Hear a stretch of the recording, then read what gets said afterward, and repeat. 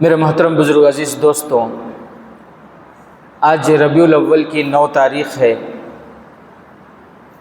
ربیع الاول یہ وہ مہینہ ہے جس مہینے میں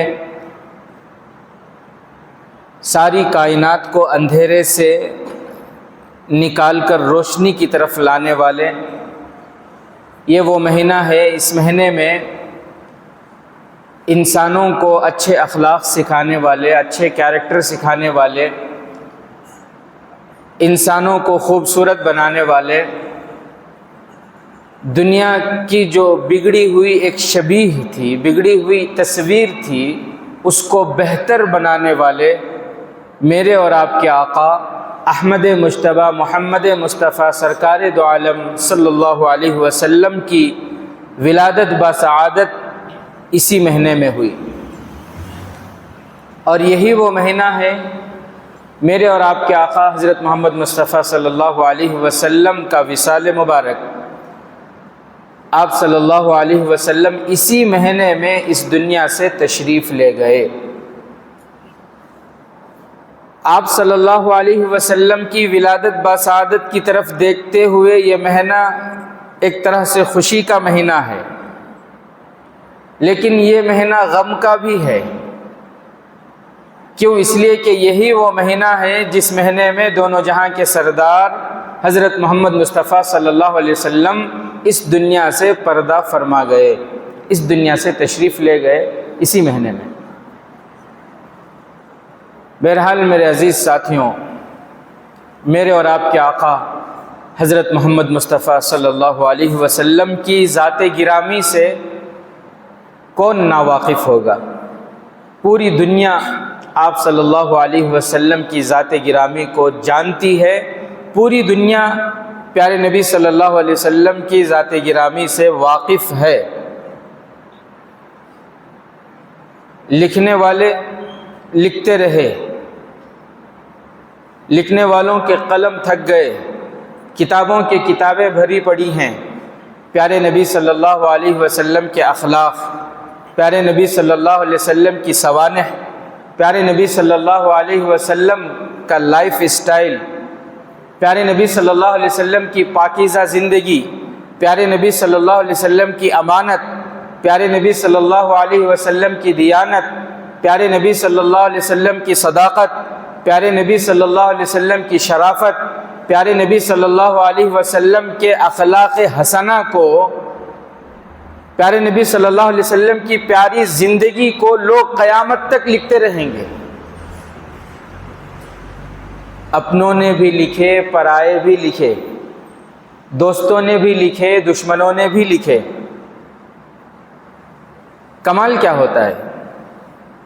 کمال اسے کہتے ہیں کہ دشمن بھی آپ کی تعریف کرے۔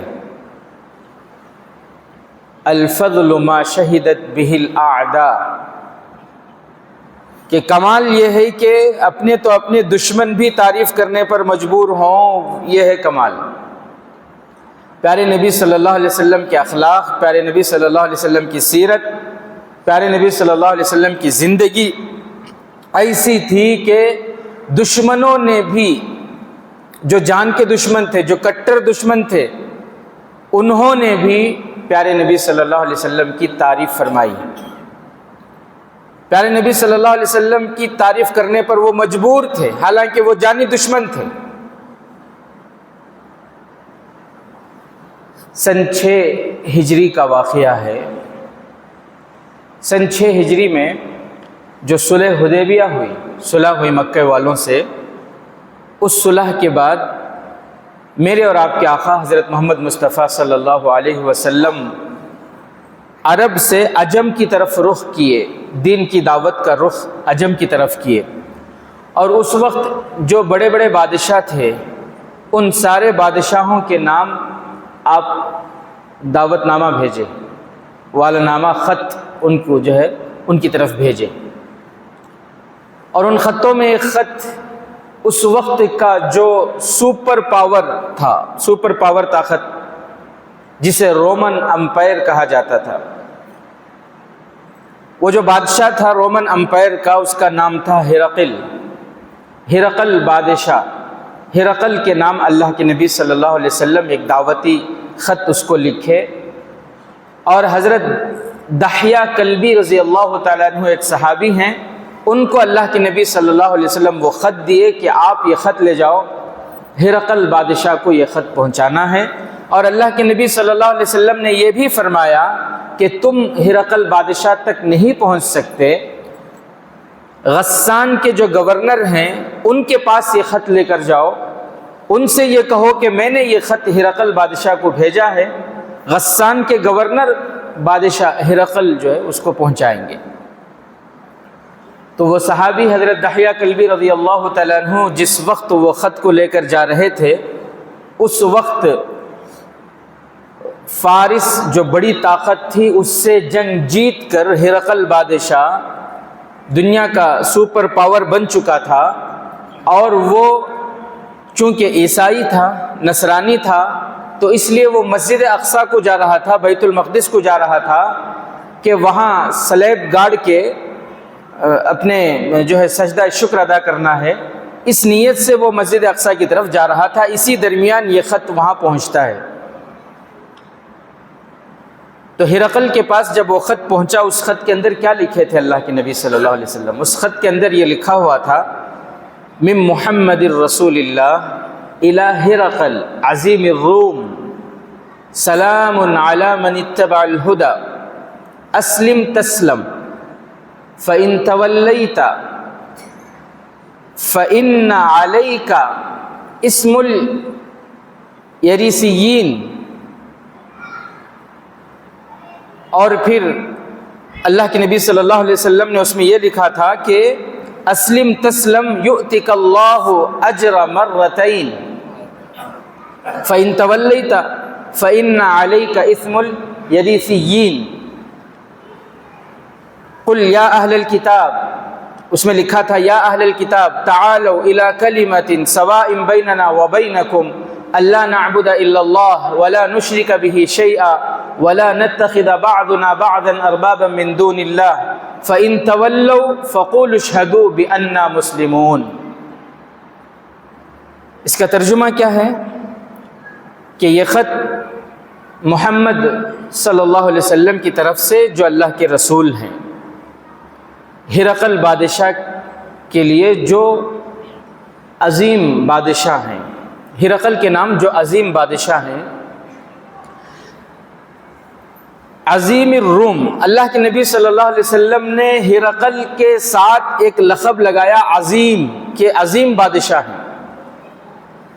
اللہ کے نبی صلی اللہ علیہ وسلم پوری امت کو اس کے ذریعے ایک تعلیم دینا چاہتے ہیں، ایک تعلیم دیے ہیں کہ بادشاہ چاہے غیر مسلم ہی کیوں نہ ہو، اگر وہ بادشاہ ہے تو اس کا ایک مقام ہے، اس مقام کی رعایت کرنی چاہیے،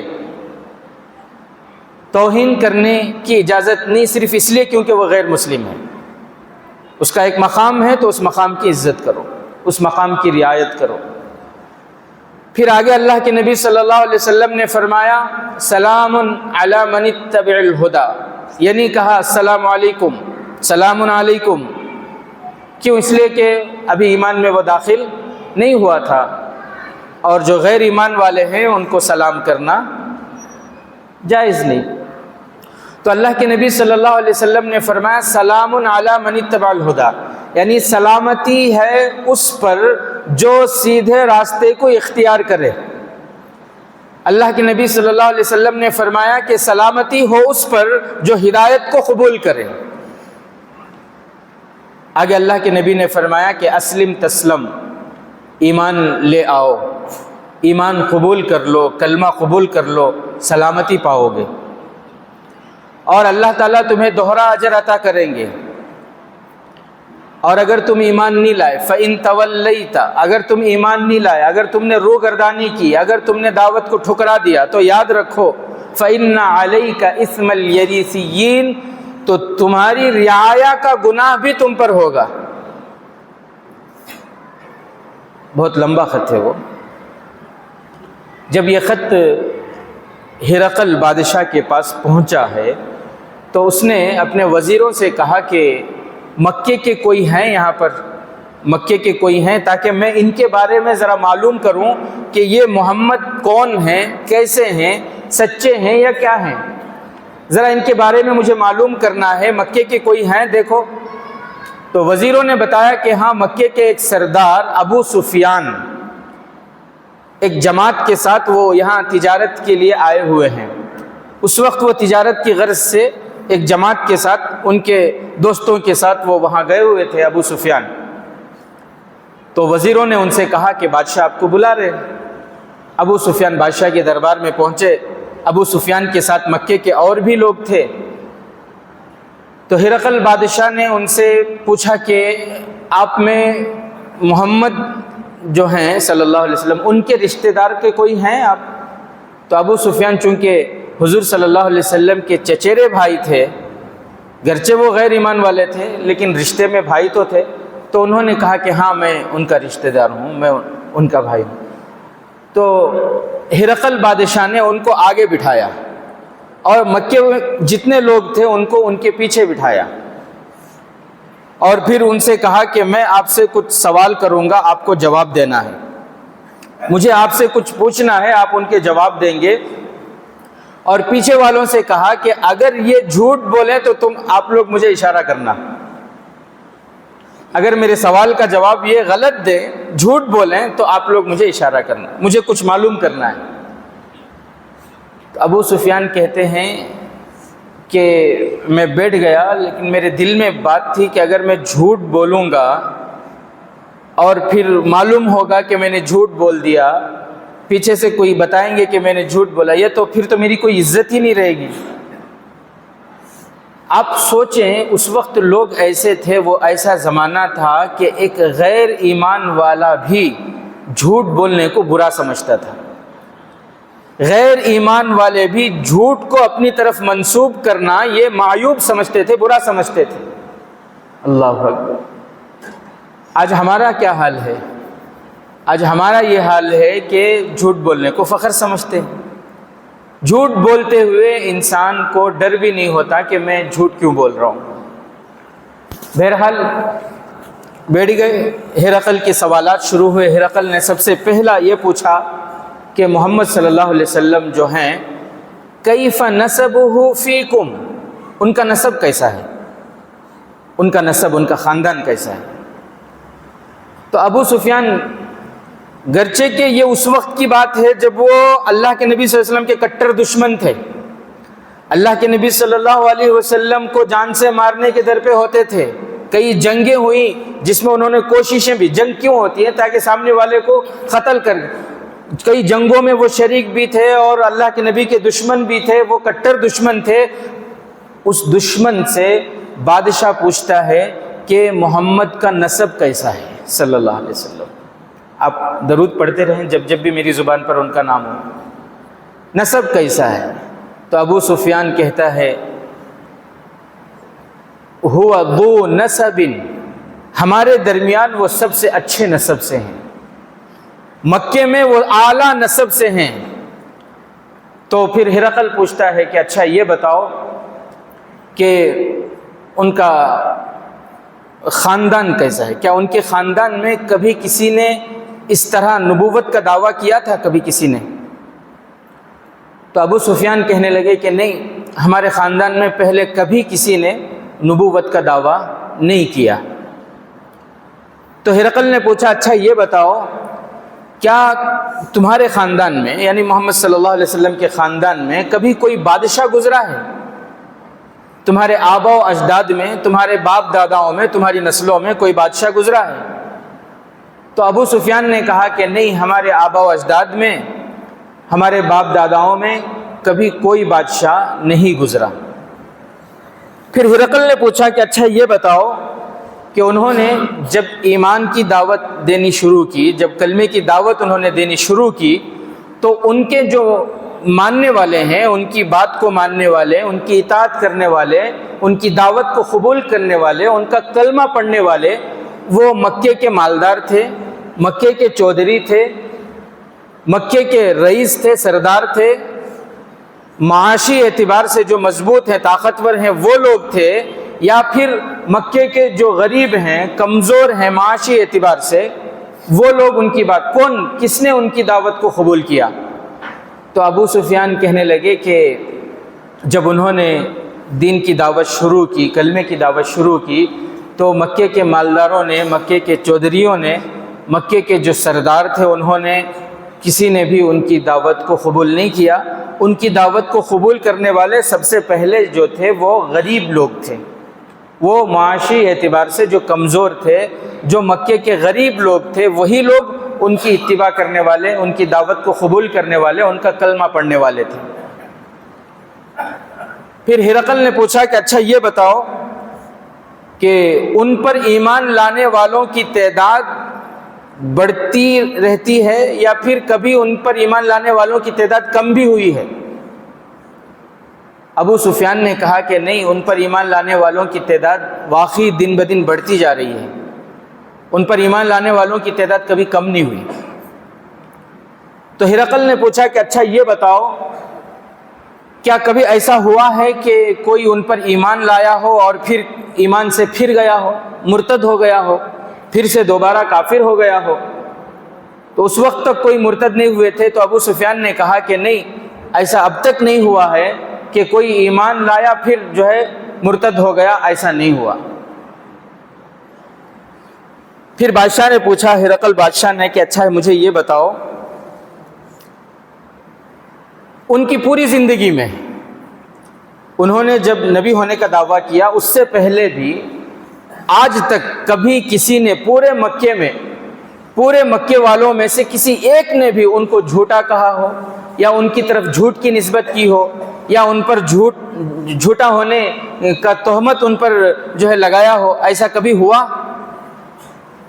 تو ابو سفیان نے کہا کہ نہیں، ایسا کبھی نہیں ہوا کہ کسی نے ان کو جھوٹ کہا، ایسا کبھی نہیں ہوا، بلکہ پہلے بھی لوگ ان کو صادق کہہ کر پکارتے تھے کہ وہ امین ہیں، سچے ہیں، کبھی انہوں نے جھوٹ نہیں بولا، کسی کے بارے میں بھی کبھی انہوں نے جھوٹ نہیں بولا۔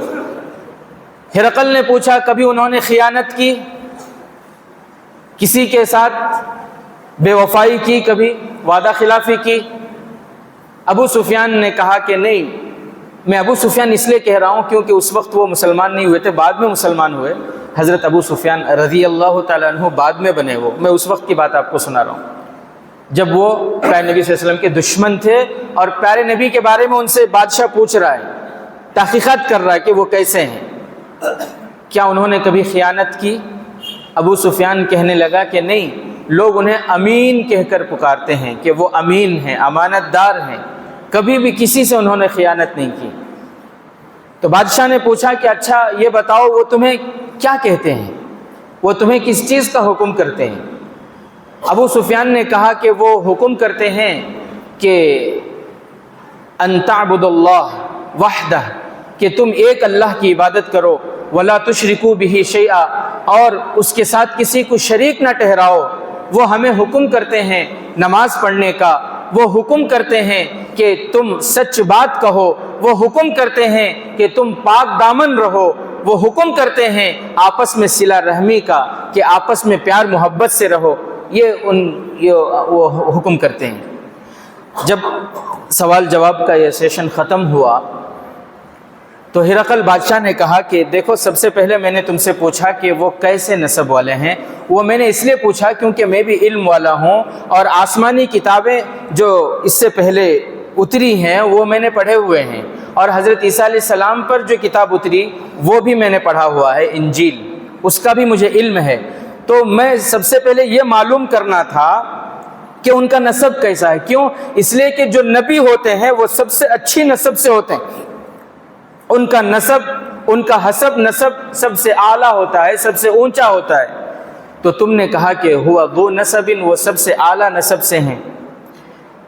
پھر میں نے پوچھا کہ ان پر ان کے خاندان میں کسی نے نبوت کا دعویٰ کیا؟ تم نے کہا نہیں۔ پھر میں نے پوچھا کہ ان کے آبا و اجداد میں کوئی بادشاہ گزرا ہے؟ تو تم نے کہا نہیں۔ وہ میں نے اس لیے پوچھا کیونکہ میرے دل میں خیال تھا کہ اگر ان کے باپ داداؤں میں کوئی بادشاہ گزرا ہوتا تو ہم یہ کہہ سکتے تھے کہ شاید بادشاہت کی خواہش میں، بادشاہت کی لالچ میں انہوں نے ایک نیا دعویٰ کر دیا ہو نبوت کا۔ لیکن تم نے کہا کہ ان کے خاندان میں کوئی آبا و اجداد میں کوئی بادشاہ نہیں گزرا۔ پھر میں نے پوچھا کہ ان پر ایمان لانے والے مالدار ہیں، مکے کے مالدار ہیں، چودھری ہیں، یا پھر غریب ہیں؟ تم نے کہا کہ ان پر ایمان لانے والے شروع میں جو تھے وہ سب کے سب غریب ہی تھے۔ میں نے آسمانی کتابیں پڑھی ہیں، مجھے پتہ ہے، پوری تاریخ اٹھا کر دیکھو کہ جس نبی کے بھی ماننے والے سب سے پہلے جو ماننے والے ہوئے ہیں وہ اس امت کے غریب لوگ ہی ہوئے ہیں۔ نبی کی دعوت کو قبول کرنے والے سب سے پہلے اس امت کے غریب ہی تھے، کمزور ہی تھے، جو معاشی اعتبار سے کمزور تھے۔ اور پھر اس نے کہا کہ میں نے تم سے پوچھا کہ ان پر ایمان لانے والے کوئی مرتد بھی ہوئے کیا؟ کوئی ایمان سے پھر بھی گئے، ایسا ہوا؟ تم نے کہا کہ نہیں، یہ طے شدہ بات ہے کہ ایمان ہے ہی ایسی چیز، جب انسان ایک مرتبہ اسے قبول کر لیتا ہے تو وہ مر تو سکتا ہے مگر ایمان سے پھر نہیں سکتا، وہ مرتد نہیں ہو سکتا، وہ دوبارہ وہ کفر کی طرف جا نہیں سکتا، وہ اپنی جان دے سکتا ہے۔ ایمان ہے ہی ایسی چیز۔ پھر میں نے تم سے پوچھا کہ وہ کبھی کسی نے پورے مکے میں ان کو کسی نے جھوٹا کہا؟ تم نے کہا نہیں۔ تو مجھے یقین ہو گیا کہ جو انسان لوگوں کے بارے میں جھوٹ نہیں کہتا، کسی انسان کے بارے میں جھوٹ نہیں کہتا، وہ اللہ کے بارے میں کبھی جھوٹ بول ہی نہیں سکتا ہے، وہ خدا کے بارے میں کبھی جھوٹ بول ہی نہیں سکتا۔ بہرحال اس کے بعد بادشاہ نے کہا کہ جو باتیں تم نے کہی ان کان ما تقول حقا، ابو سفیان کو مخاطب کر کے کہا کہ ابو سفیان جو باتیں تم نے کہی ان کے بارے میں اگر یہ باتیں سچ ہیں تو یاد رکھو خدا کی قسم جس زمین پر میں بیٹھا ہوا ہوں، میرے پیر کے نیچے جو زمین ہے اس زمین کا بھی ایک دن وہ مالک ہوں گے، اس زمین پر بھی ایک دن ان کی حکومت ہوگی۔ ہرقل بادشاہ نے یہ باتیں کہی، ان کو بھیج دیا۔ ایک اور روایت میں ہے کہ اس کے بعد ہرقل بادشاہ نے اپنے سارے وزیروں کو، اپنے جتنے بھی اس کے حکام تھے، جتنے علم والے تھے، سب کو اس نے جمع کیا، اور پھر جو ہے اس نے محل کا دروازہ بند کر دیا، اور پھر اس نے وہ خط پڑھ کر سنایا اور وہ ساری باتیں بتائی، اور بتا کر اس نے یہ کہا کہ مجھے یقین ہو گیا کہ یہ سچے نبی ہیں، ان پر ایمان لانا چاہیے۔ آپ لوگوں کا کیا خیال ہے؟ تو سارے جو لوگ تھے وہ غصہ ہو گئے اور اٹھ کر کھڑے ہو گئے۔ اب جب اس نے دیکھا کہ سارے غصے ہو گئے، اٹھ کر کھڑے ہو گئے، دروازے کی طرف کوئی بھاگ رہا ہے، اس نے کہا کہ بھئی ادھر بھاگنے کی ضرورت نہیں، میں پہلے دروازہ بند کر چکا ہوں۔ اس نے جب دیکھا کہ لوگوں کے تیور بدل گئے ہیں، لوگ غصے ہو رہے ہیں، تو اس نے یہ کہا ارے میں تو تمہارا امتحان لے رہا تھا کہ تم اس کو مانتے یا نہیں مانتے، مجھے معلوم ہو گیا تم سب اپنے مذہب میں پکے ہو، بیٹھ جاؤ، میں امتحان لینا چاہ رہا تھا۔ اس طرح کہہ کر اس نے اپنی جان بچائی اور اپنی بادشاہت کی کرسی بچائی، لیکن افسوس یہ کہ اس کو حق معلوم ہونے کے باوجود بھی وہ باطل پر قائم رہا اور پھر اسی پر اس کی موت آئی، ایمان نہیں لایا۔ تو میرے عزیز ساتھیوں، میرے اور آپ کے آقا حضرت محمد مصطفیٰ صلی اللہ علیہ وسلم کی ذات گرامی وہ ذات گرامی ہے کہ اپنے تو اپنے دشمن بھی آپ کی تعریف کرتے تھے۔ جس وقت آپ صلی اللہ علیہ وسلم دنیا میں تشریف لائے اس وقت دنیا کا کیا ماحول تھا، دنیا کی کیا کیفیت تھی؟ حدیثوں سے پتہ چلتا ہے، قرآن سے پتہ چلتا ہے، اللہ خود بتاتے ہیں کہ اس وقت عالم یہ تھا کہ لوگوں کے اندر جہالت عام تھی، بت پرستی تھی اور قتل و غارت گری تھی۔ انسانوں کے جان کو، کسی انسان کو قتل کرنا یہ سب سے سستا اور سب سے آسان کام تھا۔ جس کی جتنی طاقت وہ دوسروں کے مال پر اتنا قبضہ کر لیتا تھا۔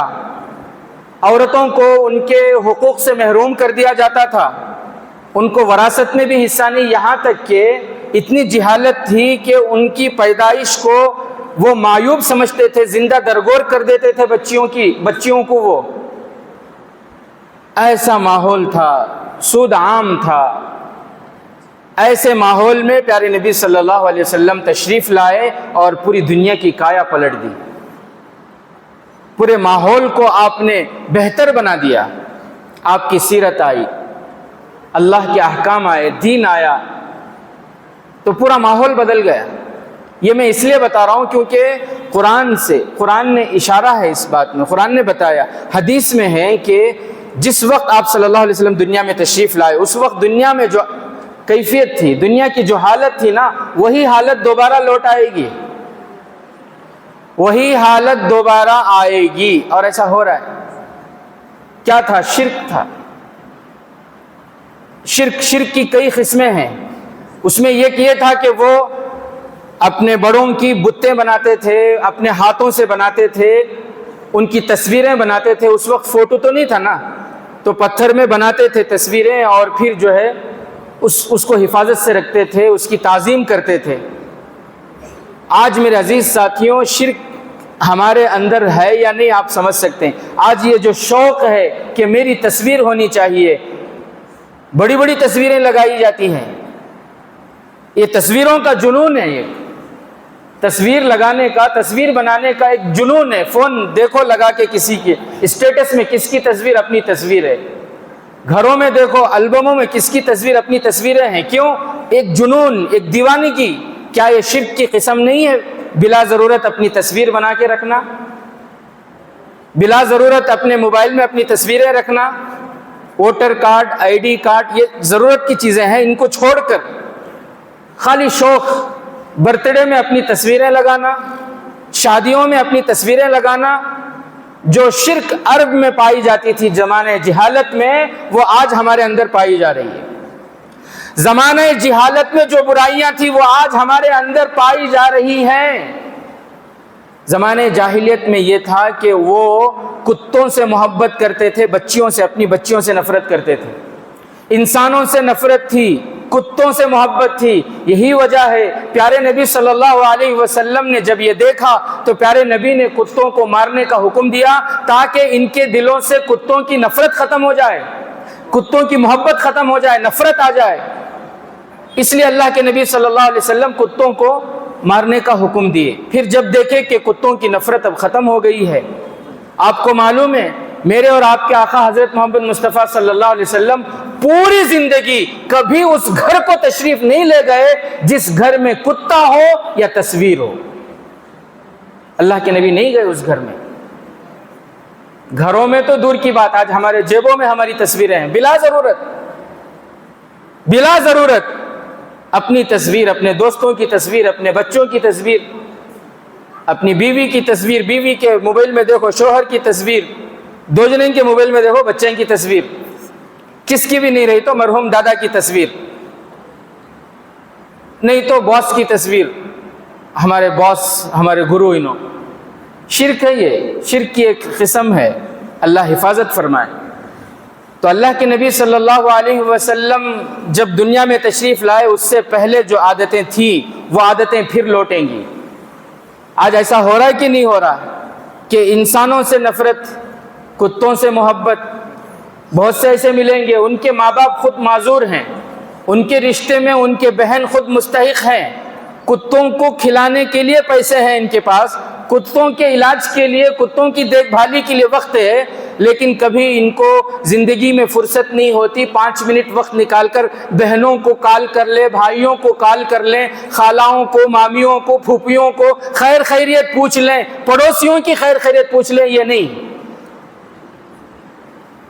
اللہ کے نبی صلی اللہ علیہ وسلم کے دنیا میں تشریف لانے سے پہلے سود عام تھا۔ کیا آج سود عام نہیں ہوا؟ آج سود عام نہیں ہوا؟ جوئے کی شکلیں ہیں، بہت سے لوگ موبائل میں گیم کھیل رہے، پتہ چلا اس میں بھی جوا ہے۔ بہانے سے آج سود میں ہاتھ ڈال رہے ہیں، بہانے سے سود لے رہے ہیں، اور لینے والے کو کوئی شرم نہیں ہے، کوئی جھجک نہیں ہے، کوئی ڈر نہیں ہے۔ وہ فخر سے کہتا ہے میں یہ گھر بنایا لون لے کو بول کر، میں شادی کرا، شادی کے واسطے پیسے نہیں تھے، لون لیا میں بول کر۔ آج تو سود اتنا عام ہو گیا، مرد تو مرد، عورتیں بھی ملوث ہیں سنگے میں۔